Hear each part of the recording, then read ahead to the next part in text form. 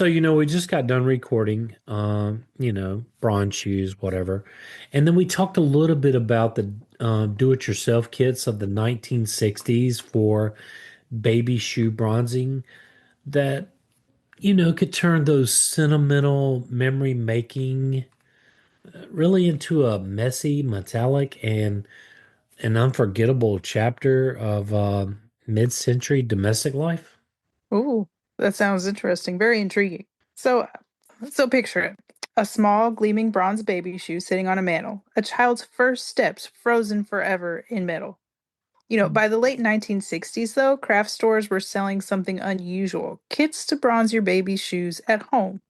But could any mother really do it? Yeah, we've already talked a little bit about the bronzing craze of the time. But I guess really, because that's how they sold it, right? Any mother can bronze. But, to your question, could any mother really do it? I think in this episode we're gonna kind of explore those quirky kits and what came in a box, how they worked, and why so many parents dove in despite all the mess. Yeah, that sounds interesting to me. The deeper theme here, though, is this wasn't just craft. It's about memory, love, and the promise that anyone could preserve something precious with their own hands. Yeah, you could put those bronze baby shoes on your mantle or wherever you wanted to put them. But, we've already talked a lot about that. Check out that episode. Um, so let's kind of give a little bit of backstory.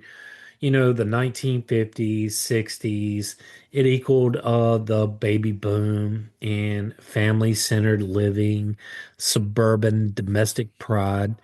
And this baby boom really created millions of young parents eager to celebrate milestones, first steps, first words, and, well, first shoes. First, all the things, at Yeah, least for first, the first, first first. ones. Yeah, first, first, first, first. Yeah. And it's always Jan, Jan, Jan, Jan. You don't get that, do you? No. The Brady Bunch. Uh, Marsha was the oldest, Jan was the middle one. And she was like, always Marsha. Oh, wait, I messed it up, didn't I?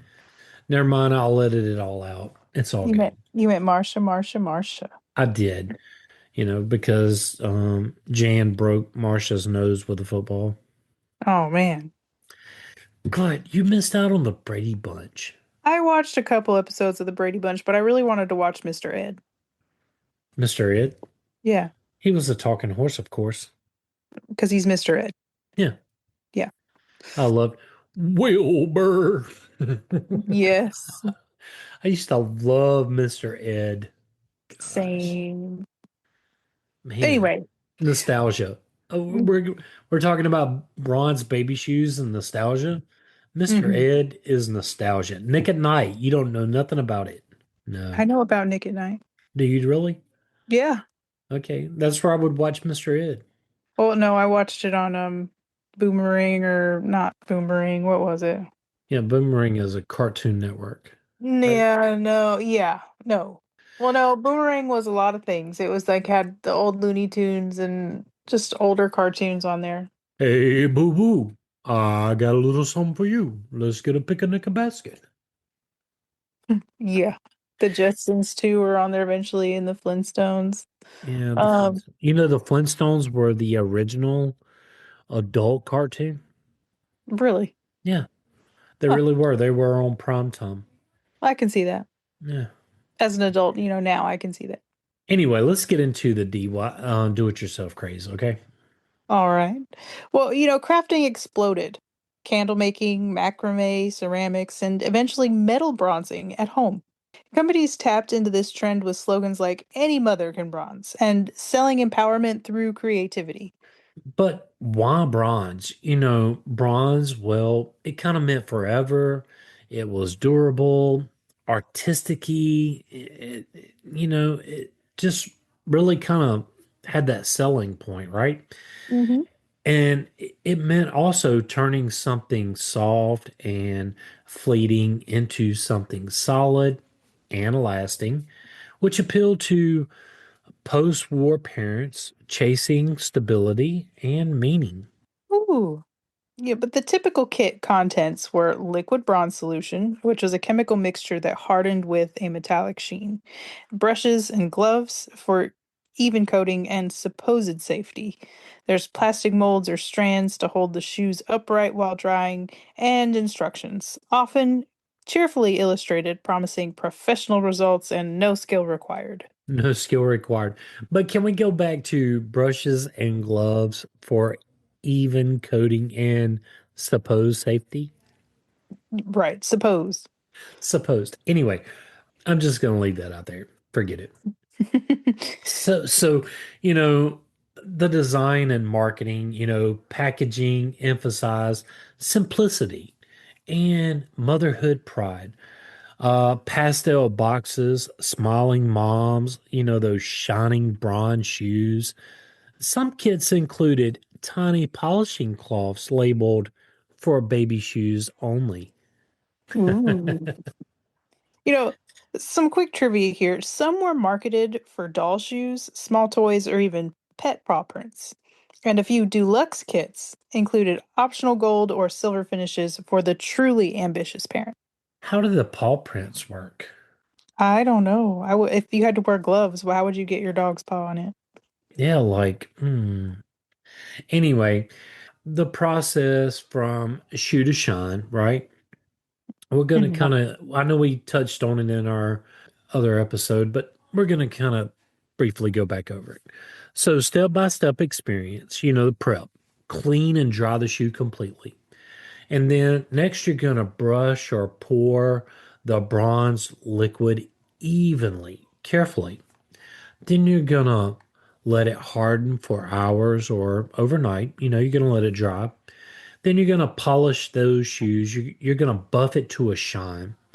Then the last step is you're going to display it on your mantle, shelf, hanging on the wall, whatever you want to do. And you're going to proudly display your hard work, right? Right. That's what these packages sold. Right. The reality check, though, is it looked easy, but results varied widely.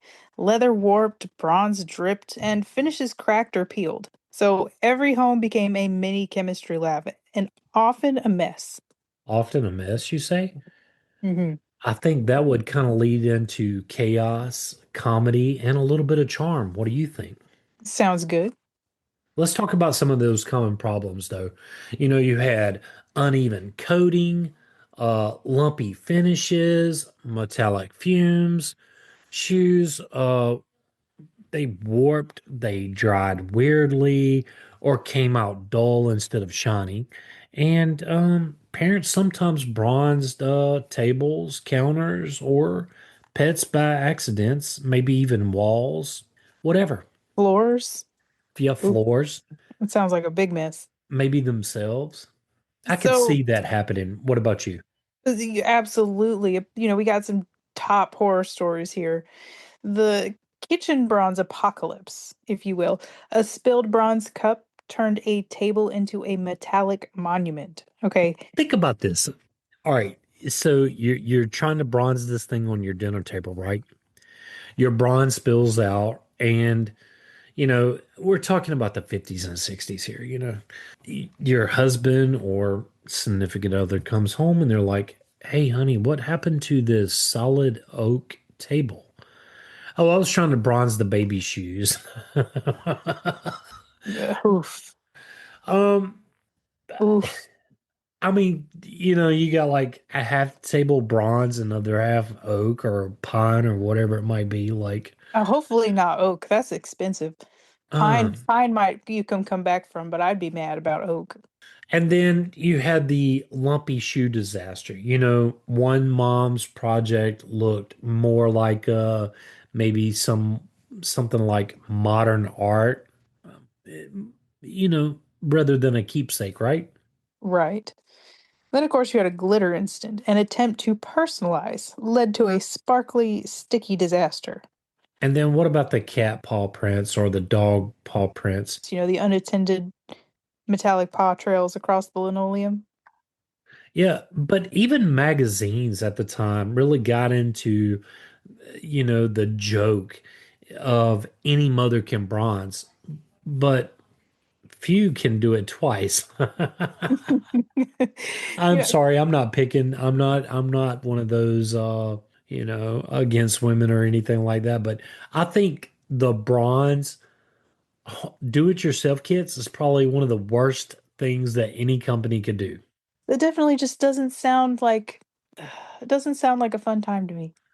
No, it just sounds like a big old mess. I mean, to be fair though, like I am one of those that's going to try to DIY almost anything. Like I taught myself how to tie dye in a matter of hours. I guess we got that in common other than Coke and Pepsi, but I am with you on that. But I just don't think I want to turn my kitchen into No, that would have to be an outside project, especially because the metal fumes. yeah, and not only that, like we're gonna talk about it, but yeah, I just can't see doing that in the house. Back in the day, they didn't have outside stuff. It was done in the house. That's true. That's true. I mean, but there was garages. Yeah, well, you did have Apple and Google that started up around this time, so maybe yeah. That- That's true.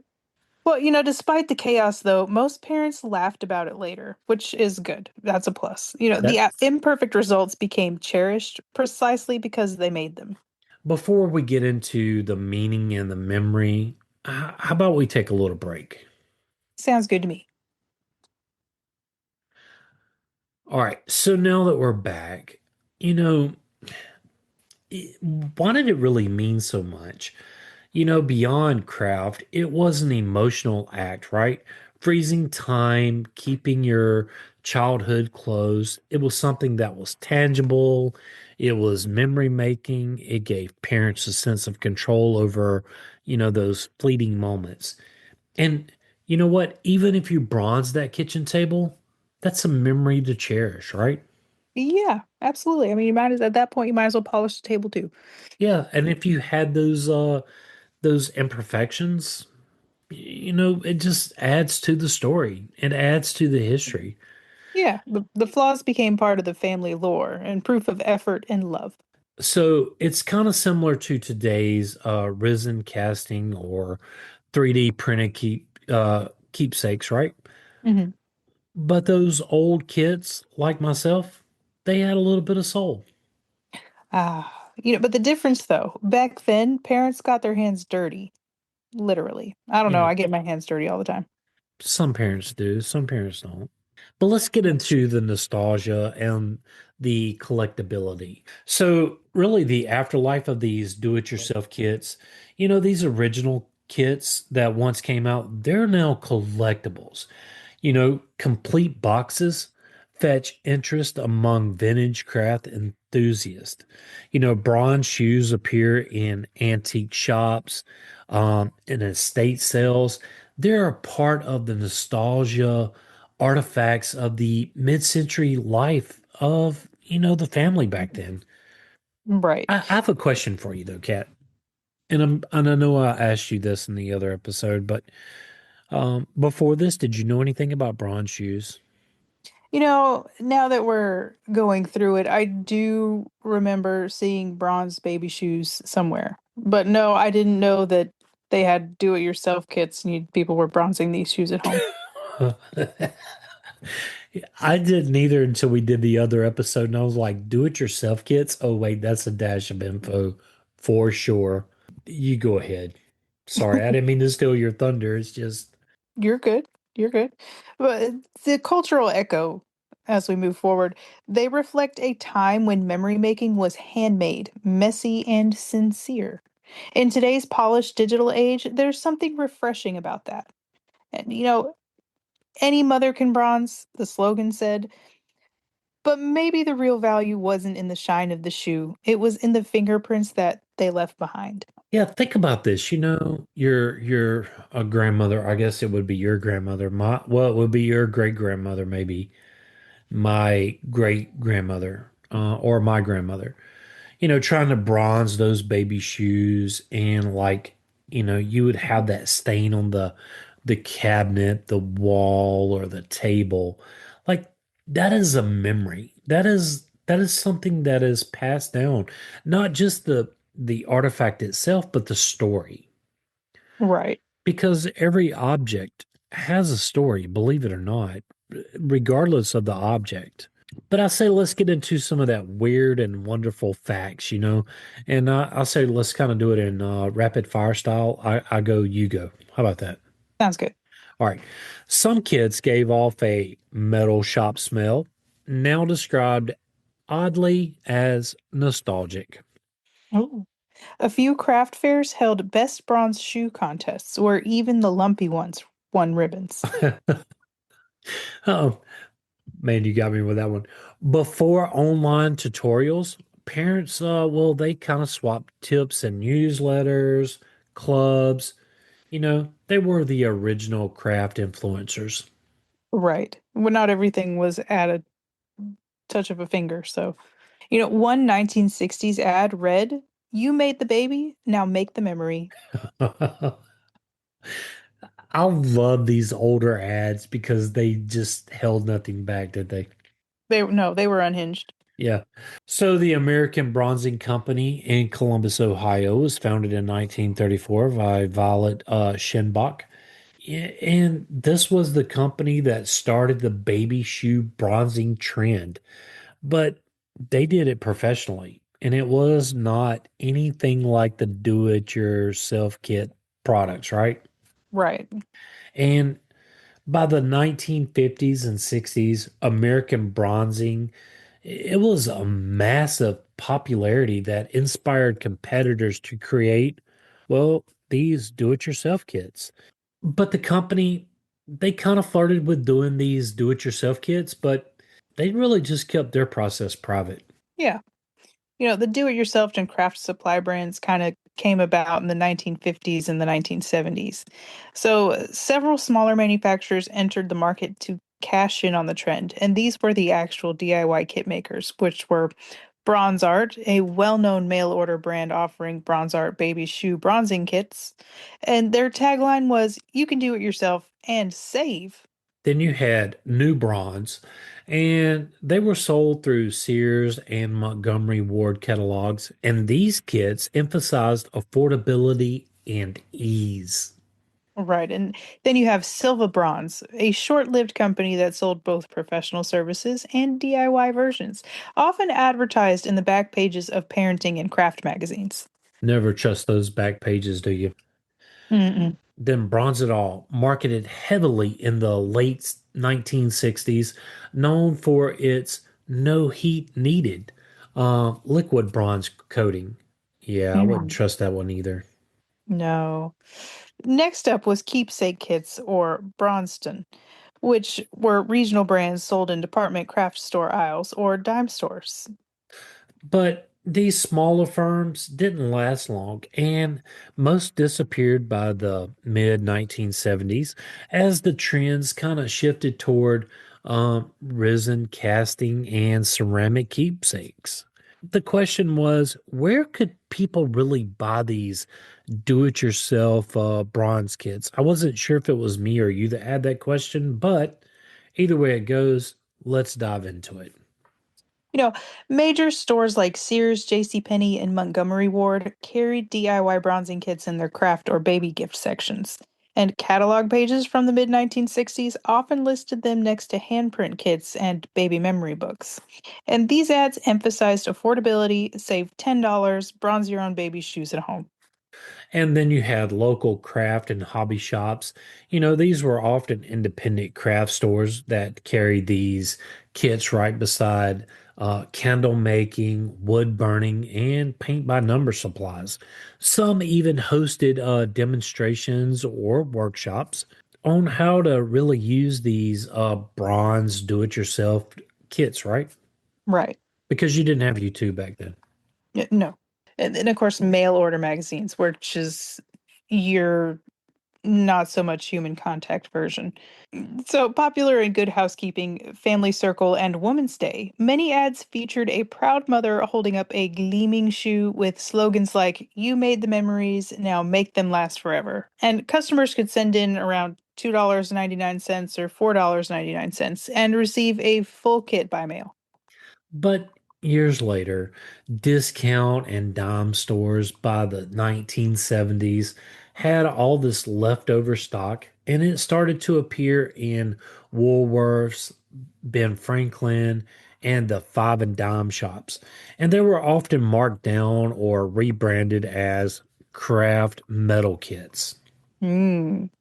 You know, professionals often look down on the DIY versions as cheap imitations, but that didn't stop their popularity, especially among crafty, budget conscious parents. Why did all that really matter, you know?